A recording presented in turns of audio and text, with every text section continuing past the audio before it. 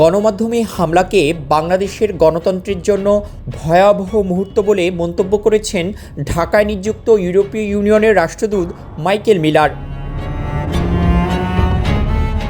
রোববার দুপুরে কারওয়ান বাজারে ক্ষতিগ্রস্ত প্রথম আলোর কার্যালয় পরিদর্শনে এসে তিনি বলেন, প্রথম আলো ও ডেইলি স্টারে হামলা মানে গণমাধ্যমের স্বাধীনতা ও মত প্রকাশের স্বাধীনতার ওপর বড় আঘাত। কোনোভাবেই এমন ঘটনার পুনরাবৃত্তি দেখতে চায় না ইউরোপীয় ইউনিয়ন। ভবনের সামনে দাঁড়িয়ে রাষ্ট্রদূত ঘটনাস্থলের পরিস্থিতি পর্যবেক্ষণ করেন এবং হামলার পুরো বিবরণ শোনেন। জীবনের সব আয়োজন এখানেই একসাথে।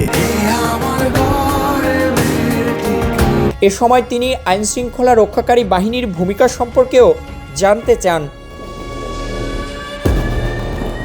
নির্বাচনের আগে মত প্রকাশের স্বাধীনতা রক্ষা কতটা গুরুত্বপূর্ণ তা বিশেষভাবে তুলে ধরে মাইকেল মিলার বলেন, শান্তিপূর্ণ ও সুষ্ঠু নির্বাচন নিশ্চিত করতে গণমাধ্যমকে কাজ করার সুযোগ দিতে হবে, সংবাদ প্রকাশনা চালু রাখতে হবে এবং সবার জবাবদিহি নিশ্চিত করতে হবে। বাংলাদেশের গণতান্ত্রিক অগ্রযাত্রা যেন বাধাগ্রস্ত না হয় সে আহ্বান জানিয়ে ইউ রাষ্ট্রদূত আশা প্রকাশ করেন, এমন ভয়াবহ দৃশ্য আর কখনো যেন দেখতে না হয়। সাইমন সাইফ, কালের কণ্ঠ।